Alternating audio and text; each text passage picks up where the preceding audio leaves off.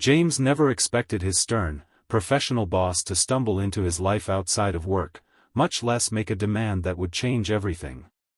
What happened that night at the bar wasn't what it seemed, and the truth behind her shocking ultimatum would transform both their lives in ways neither could have imagined. Stay with me until the end to discover how a single misunderstanding became the catalyst for an extraordinary journey of healing, trust, and unexpected love. If this story touches your heart, please like this video and subscribe to see more stories about second chances and finding connection in the most surprising places. The copper kettle was nearly empty on a Tuesday night, which was exactly why James Parker chose it. The small neighborhood bar with its worn leather booths and soft jazz playing in the background was the perfect place to escape for an hour, nursing a single beer while scrolling through his phone. It was his one indulgence, 60 precious minutes to himself between putting his daughter to bed and collapsing into his own. Another? The bartender gestured to James's nearly empty glass. James checked his watch. Better not. Babysitter's clock is ticking. The bartender nodded sympathetically. Same time next week? Like clockwork, James confirmed with a tired smile. He was gathering his jacket when the door swung open, letting in a gust of October wind and a woman whose presence immediately commanded attention. Even if she hadn't been his boss, Victoria Chen would have been impossible to ignore. Tall and striking in a charcoal gray suit, her dark hair pulled back in a severe bun, she moved with the confidence of someone accustomed to being in charge. James froze, hoping she wouldn't notice him. In the 3 years he'd worked under her at Meridian Financial, Victoria had never shown the slightest interest in her employees' personal lives. She was brilliant, demanding, and utterly professional, qualities that had earned her both respect and fear throughout the company. But tonight, something was different. Her normally impeccable appearance was slightly disheveled, her silk blouse untucked on one side, a strand of hair falling across her face. And when she ordered a scotch, neat, her voice carried a ragged edge James had never heard before. He should have left. Should have slipped out quietly and preserved the careful boundary between work and personal life. Instead, he watched as Victoria downed her drink in one swift motion and immediately signaled for another. "Ms. Chen," he finally said, approaching cautiously. "Are you all right?" Victoria turned, her dark eyes widening slightly in recognition. "Parker. What are you doing here?" "Just unwinding before heading home," he said, gesturing vaguely. "I live a few blocks away." She studied him with an intensity that made him uncomfortable, as if seeing him for the first time outside the context of spreadsheets and quarterly reports. "The Thompson proposal," she said abruptly. "Did you finish the revisions?" James blinked at the sudden shift to work matters. "Yes, I sent them to your email this afternoon." "Good." She nodded, then seemed to sway slightly. "Ms. Chen, are you sure you're okay? Can I call you a cab or something?" Victoria's expression hardened. "I don't need your help, Parker." "Of course not. What you can do," she interrupted, leaning closer and lowering her voice, "is take me home." James stared at her, certain he'd misheard. "I'm sorry." Victoria's eyes locked with his, and to his shock, she whispered, "Take me home or you're fired." The words hung between them, impossible and surreal. James felt his heart hammering against his ribs as he tried to process what was happening. This couldn't be real. Victoria Chen, the most professional, boundary-conscious boss he'd ever had, was propositioning him in a bar? And threatening his job if he refused? "Ms. Chen, I don't think." "Don't think, Parker. That's an order." Her voice was slurred but commanding.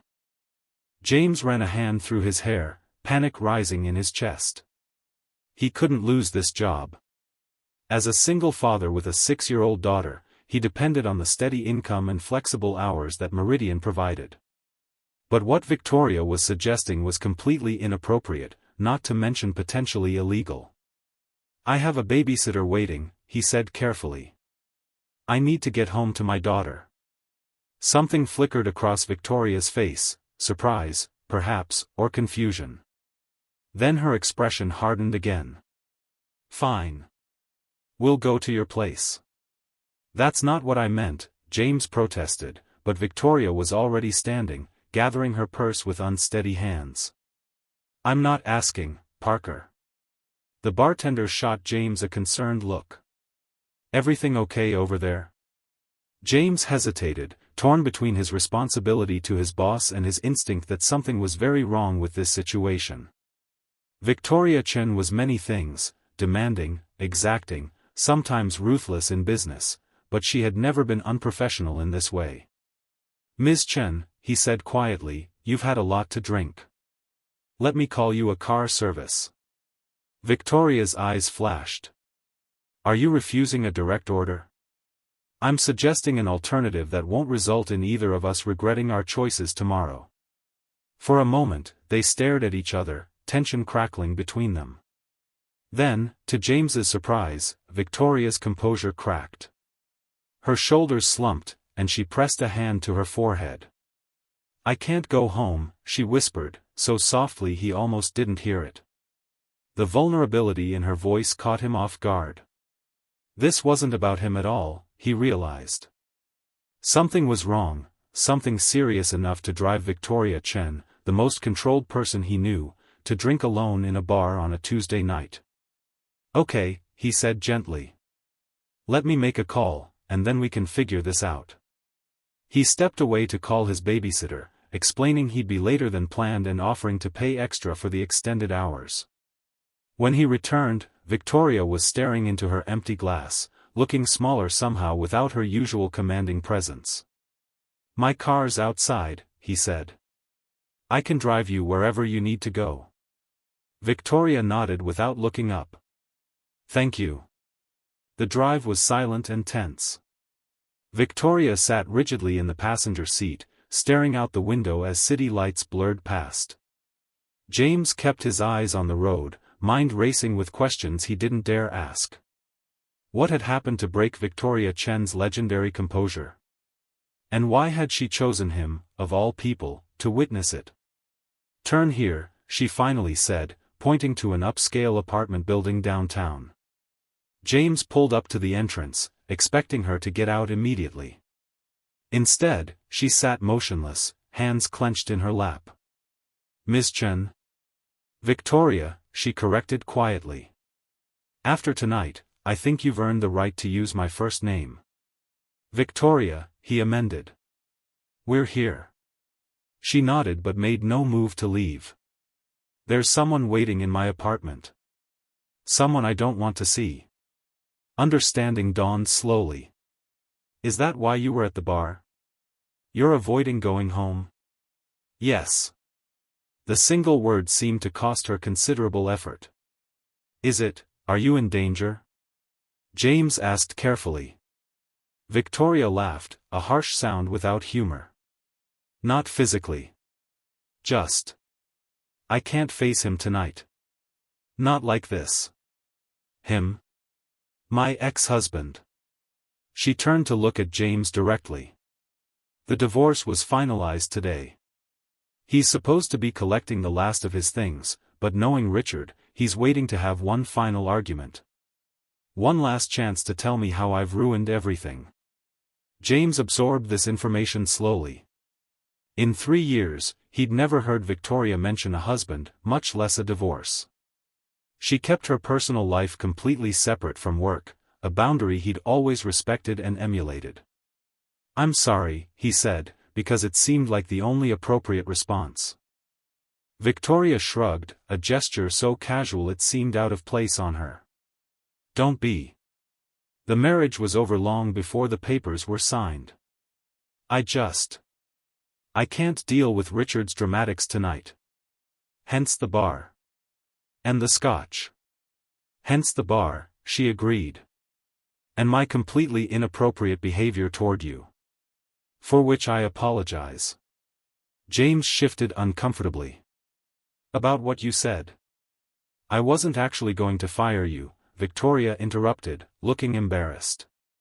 I was, not myself. Relief washed over him. That's good to know. An awkward silence settled between them. James glanced at his watch, thinking of his daughter and the babysitter waiting at home.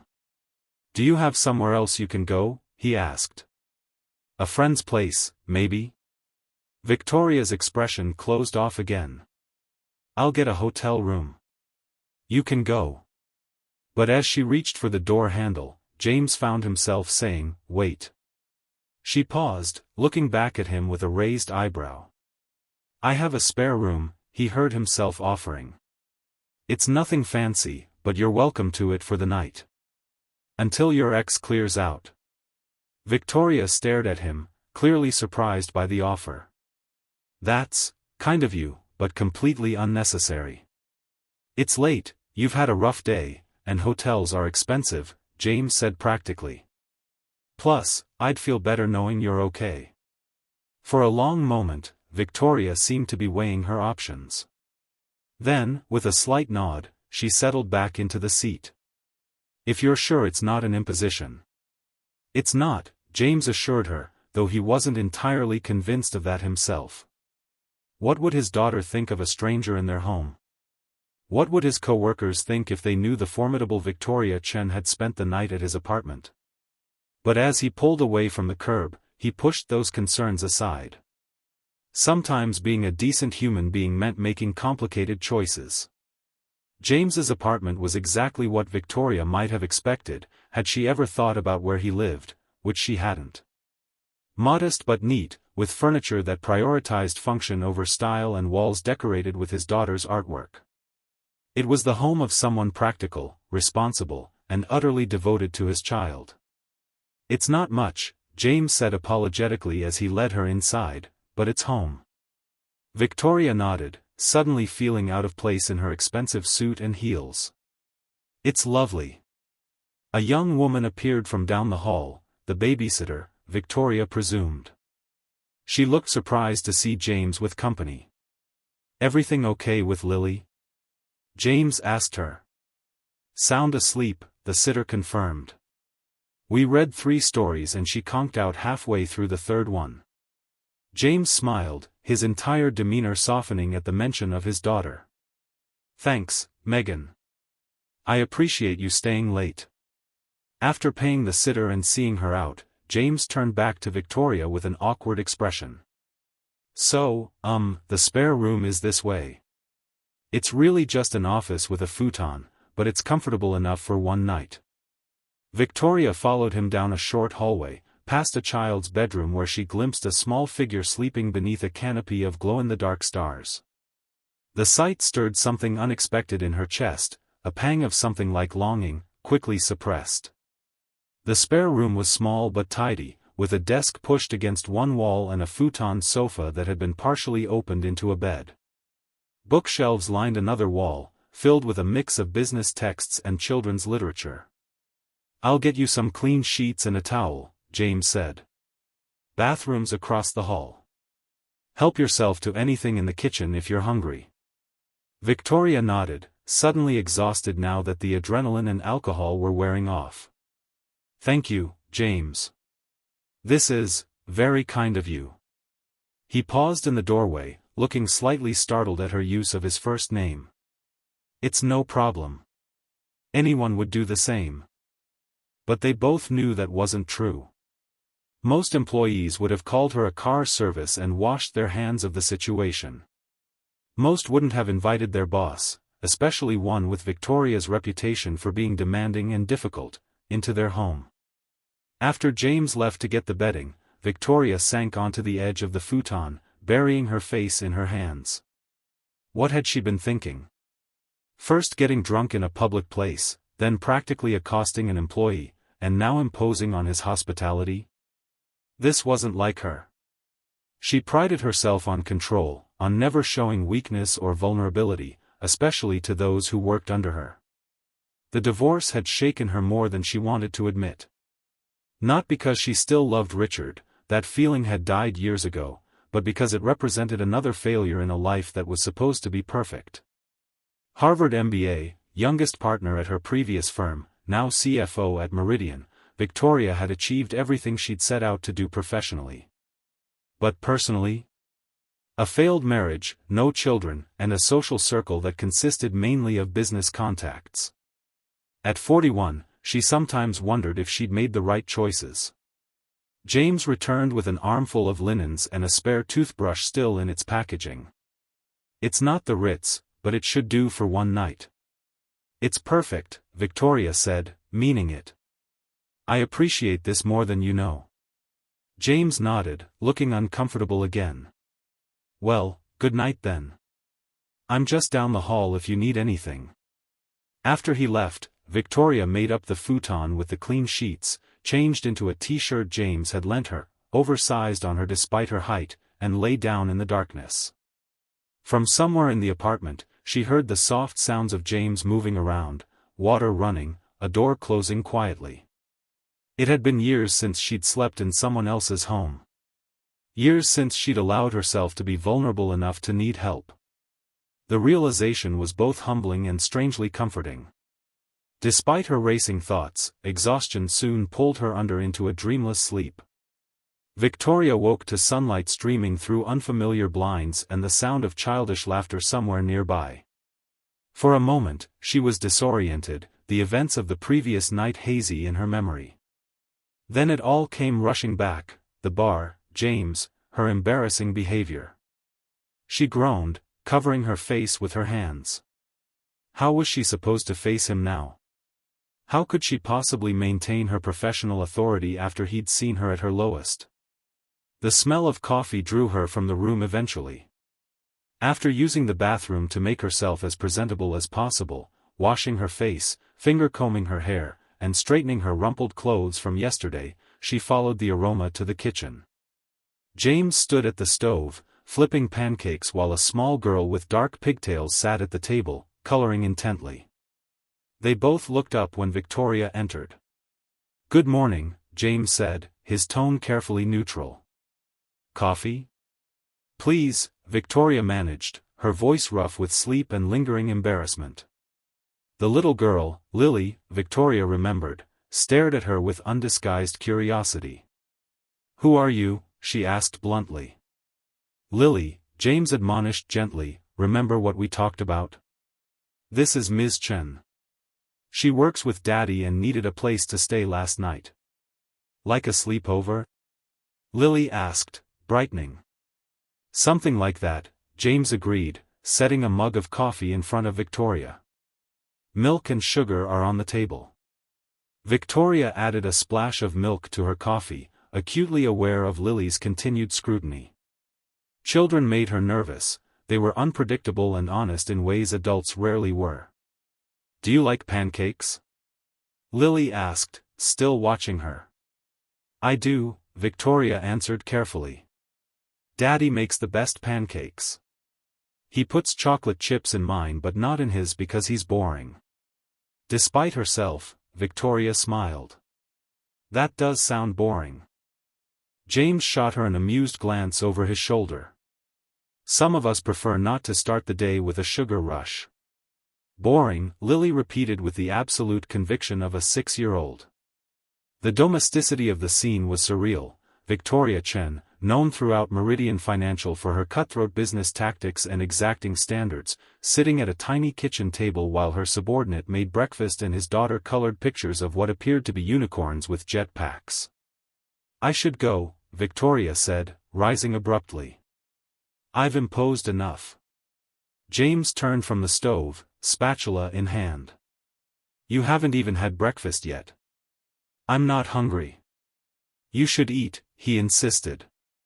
"Besides, we need to talk about yesterday." Victoria tensed. Of course they needed to talk. She'd behaved inappropriately, crossed professional boundaries, and put him in an impossible position. The least she could do was address it directly. "Fine," she conceded, sitting back down. James set a plate of pancakes in front of her, plain, she noted with a hint of amusement, before turning to his daughter. "Lilybug, why don't you take your breakfast to the living room and watch some cartoons while Ms. Chen and I talk about boring grown-up stuff?" Lily looked between them suspiciously but was ultimately won over by the rare treat of TV with breakfast. Once she was settled in the other room, James sat across from Victoria with his own plate. "About last night," Victoria began, determined.